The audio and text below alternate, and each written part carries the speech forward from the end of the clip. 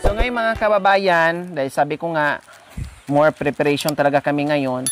So maglinis ako sa loob ng bahay kasi nagkalat po mga kabayan dahil ang daming ang parcel na dumating na naman noong nakaraan. Noong nakaraan kasi hapon na, no, hindi ko na naayos na segregate yung mga parcels ni ni Tatay Ronnie mga kabayan.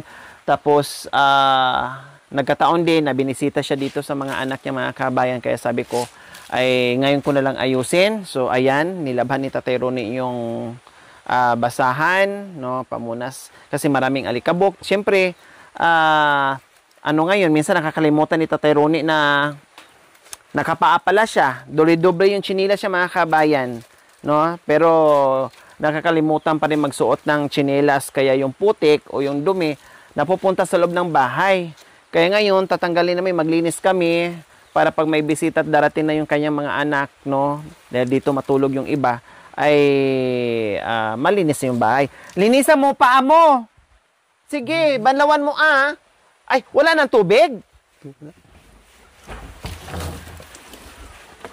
Aday. Kunti-kunti na lang pala yung tubig mga kabayan kasi hindi na daloy.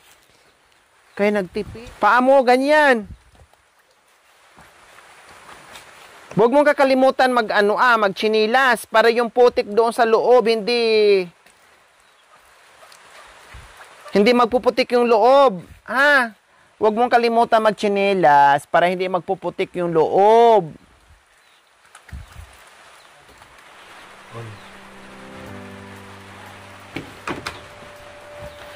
Mamaya. Magwalis pa ako, walisan ko muna. So, nasaan walis natin? Mamaya, ilagay mo muna dito. So, ayan po mga kabayan. Nakita naman natin, no? Ang daming, alikabok. At may nakasabit na naman ito, mga nilabhan niya itong mga kabayan, Naglabas sila ni Kuya Bentot. So, okay lang naman to nakasampay kasi basa sa umuulan sa labas. Kaya, okay lang yan. Diyan, sampay. Yan, tupi natin. Lagay muna natin dito. Okay, magwalis tayo. Para mahanda na mga kabayan yung ating mga gagawin.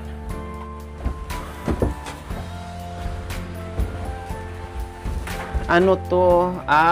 Damit. Oo, baka siguro anuhin ng RET. Tapos ito, nakikita ko yung mga damit din dito ni Kuya Bentot mga kabayan. Ito short ni Kuya Bentot yan. Yung iba dito, ayan, pantalon ni Kuya Bentot yung iba. Ibig sabihin mga kabayan, nakakatuwa. Kasi dito na natutulog madalas si Kuya Bentot. Hindi lang natin madatnan ngayon kasi nga nandoon sa ibaba. Busy sa kanyang ulingan. Pero at least yung sinasabi natin sa kanya na, Kuya Bentot, doon ka matutulog ha. Samahan mo si tatay mo. Ginagawa niya mga kabayan. Maganda, no? Para hindi maano yung matanda, no? Malibang yung matanda. Hindi maboboring. At higit sa lahat ay makatulong-tulong sa pagkilos po mga kabayan. So ito yung folding bed po mga kabayan. Nakailang beses na ako nito. No, nakailang beses na ako nito baba mga kabayan, pero talagang komportable siya doon sa foam. Feeling siguro niya mahulog siya dito mga kabayan. Pero di bali, no? Masasanay din siya. Tapos magagamit ito, no, sa anak niya or sa bisita niya, mga anak niya na pupunta dito mga kabayan.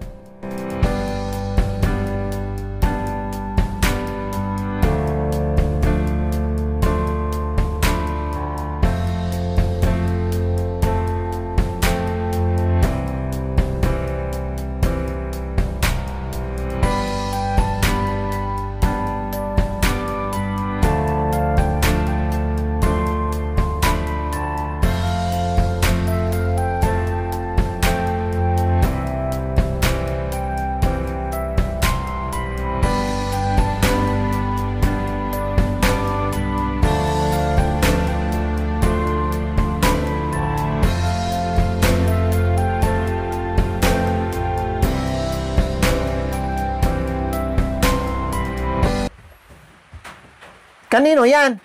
Ko. Hindi. Ay. Galing ba kay Nanay Mia? Ha? Galing daw kay Nanay Mia. O, lagay mo lang dyan sa gilid. Huwag mo ilagay dito. Baka kagatin ng ano? Ng R80.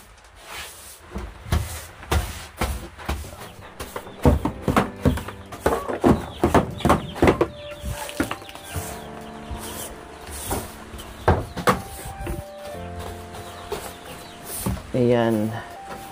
Oh, please na ano, madali lang naman siyang linisin mga kabayan.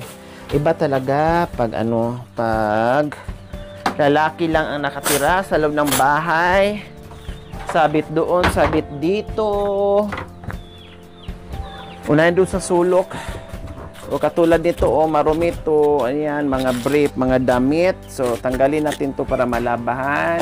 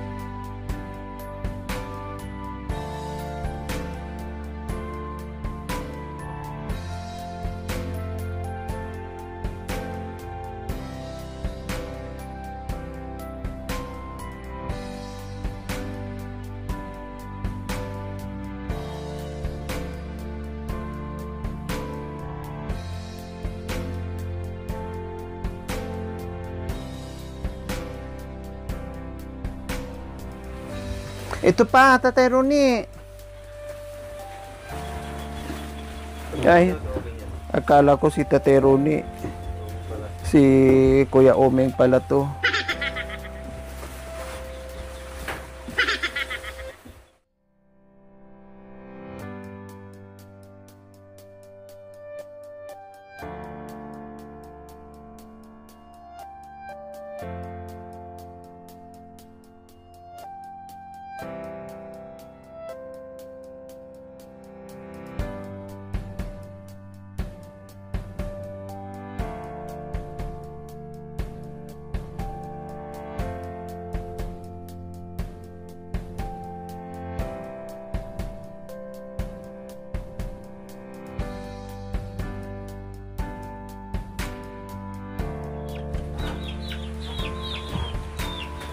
So ayan, itong ano ano mo dito, ilagay mo dito sa ano, ibalik mo yung ano niya para hindi magkalat.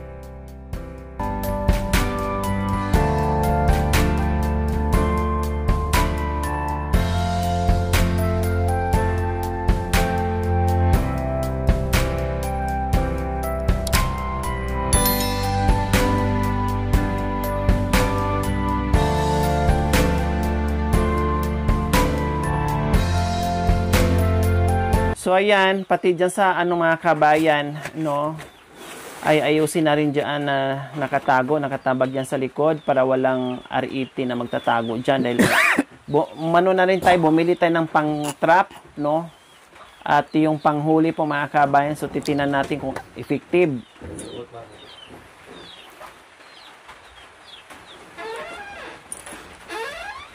Ilagay mo na doon sa gilid kasi higaan niya yan eh. Ilagay mo na doon sa gilid.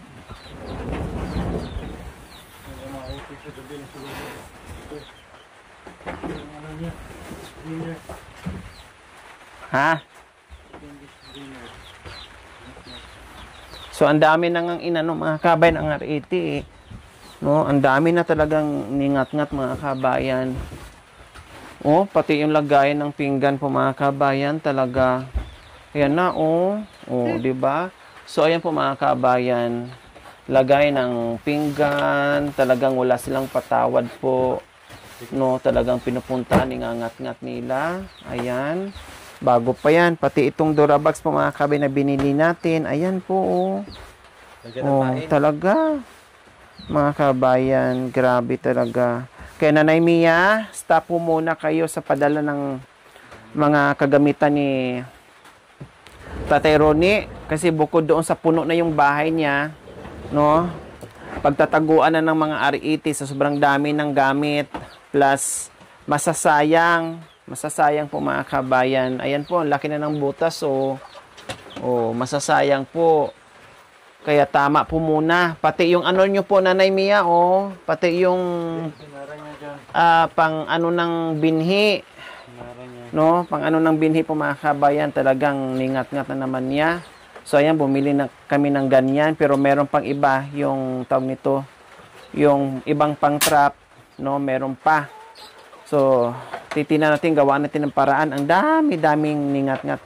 Kaya sabi ko, Nanay Mia, no, gustuhin man natin na punuin natin yung bahay ni Tatay Ronnie sa mga gamit. Kailang sayang lang din po. Dahil inuunti-unti na rin po ngat-ngat sa mga RET. Kaya stop muna po, Nanay Mia, no? Dahil masayang lang po talaga. Buti kung nandito po ako, Nanay Mia, maano ko po to, maasikaso ko ng bongga, no? Kailan si Tatay Ronnie lang po dito, ay hindi po talaga yan maharap ng bongga dito mga kabayan. Masasayang, ako'y nangihinayang, syempre, dahil sa kagustuhan ni Nanay Mia na magkagamit si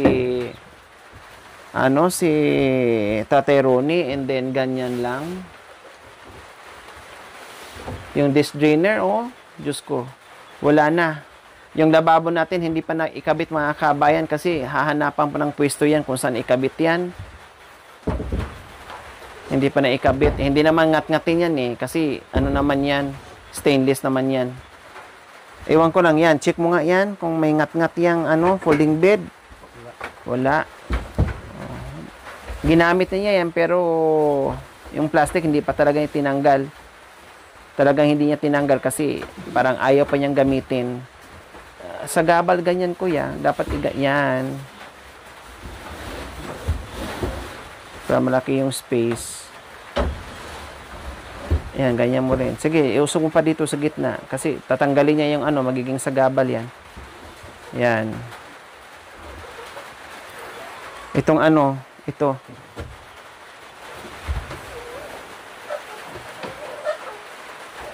Mga kaldero na yan dyan.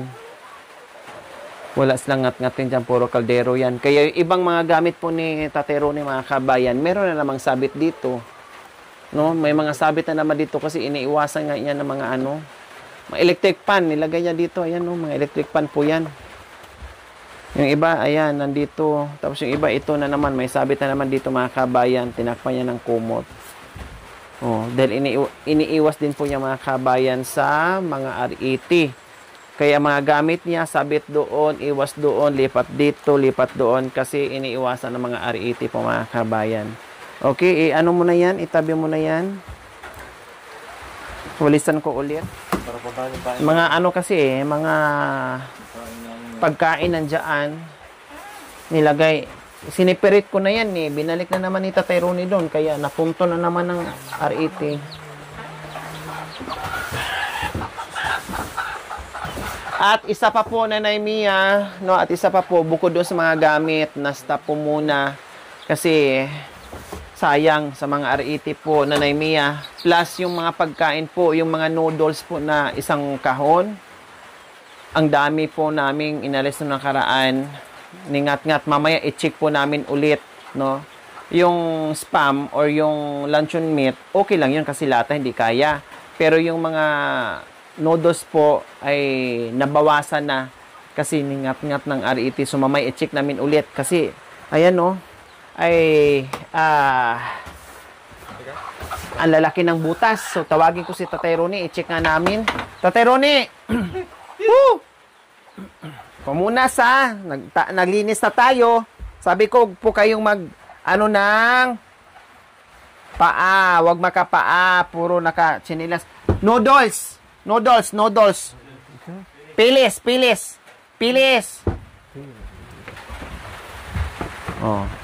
Nandyan. Yan, kaya pala ningat-ngat yan kasi nandyan. Ang bigat niyan kasi sinagregate ko na po yan, mga kabayan. No? Yan. Tingnan niyo po, mga kabayan, ningat-ngat na. Tika, tanggalan natin ng Grabe, parang lagari ang ngipin. Oh, ayan po. Kaya pinapasok siya, pinipilit dito pasok mga kabayan. No? Dahil mayroon siyang mga pagkain na naaamoy. Ano kayang gagawin namin dito? Buti sana, meron kaming mabiling malaking lata. Ano po ito? Oh, ayan po. Oh. Oh. Wala na itong mga butas? Wala na? Mga pilis po mga kabayan. Oh. Ito, walang problema. Hindi nila kaya ngat-ngatin. Ayan, oh. Hindi nila kaya ngat-ngatin. Iko mo. No. Hindi! Sa'yo yan kasi. Kaya, nagbigay lang ako nila noon. No? Nagbigay lang ako. Alam nga man, iuwi namin to.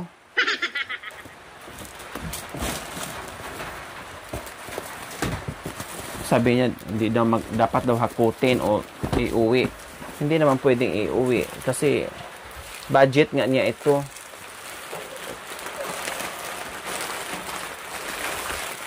O buti ngayon wala na kasi na ano niya na ilagay sa kanan. Desimu ka. Ha? Desimu ka ulit. Irasyon? Wag sa'yo to Tinignan natin kung dagis. Bigay daw rasyon kasi maubos daw sa ano. Hindi. Kasi kung halimbawa nandito yung mga anak niya, so meron siyang bukod sa budget niya pagkain araw-araw, no? Kasi siyempre magsawa din siya. Pag meron siyang bisita ng mga anak niya, ay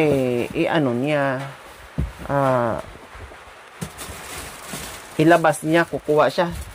Ano mo, tali mo. O diba, ito walang problema. No? Okay lang yan dyan, kuya, kasi anti. Ang bibilhin natin nito, mga kabayan pala, no, drum na bili tayo ng drum na lata or drum na bakal. Ne, lagyan ng mga no? So, yan pala ang gagawin ko, mga kabayan. Ha? Para hindi ngat-ngatin. Dagis. No? Makagera. Makagera, para na nagera daw. No? Para hindi ngat-ngatin mga pagkain. No? Lagay natin. So, ito hindi na kaya, mga kabayan. Iwan ko lang yung ano to. Yung mga pabango. Walang problema dyan sa mga pabango.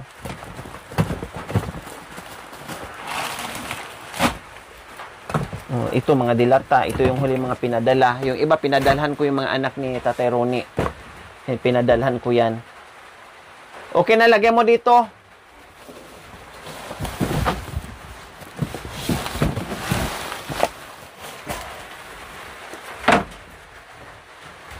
Ano yan? Tapon? Ha? Nilagyan ng harang pero pinakano pa. Oh, nilagay niya itong harang para sa ano niya. Ito, unahin mo kasi may butas na, oh.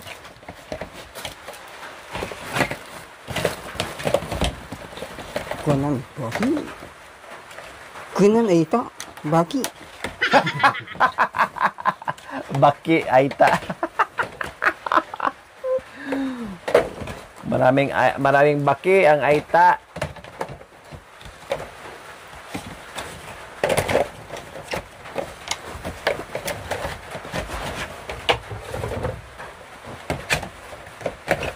Bilhan na lang talaga to siya ng lata, mga kabayan, para storage niya. Noon lang siguro yun ang naisip ko, mga kabayan. Yun na lang talaga na ko. Kasi walang mangyayari pati itong mga gamit. Kaya nangangat-ngat po siya, mga kabayan. Dahil ang mga pagkain, wala din siya ibang paglalagyan dito din. Pero siguro kung palitan ko to ng ng lata, storage, ay mabawasan.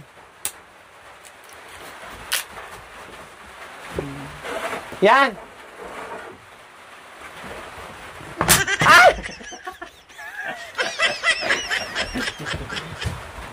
Gulat naman. Mamaya maipit pa maipit yung kamay natin.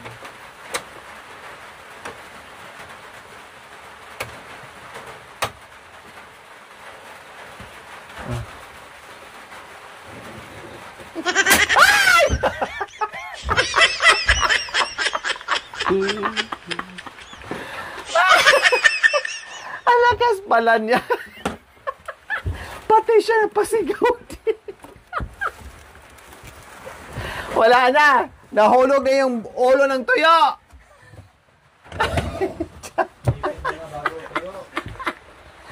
Nahulog na yung ulo ng tuyo, mga kabayan.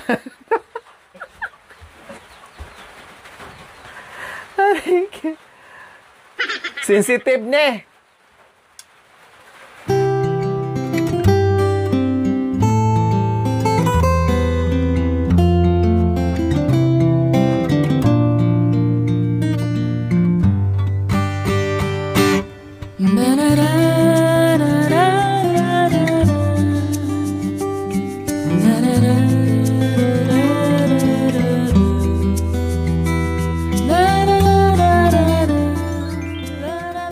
Thank you for watching. Don't forget to like, share, and subscribe.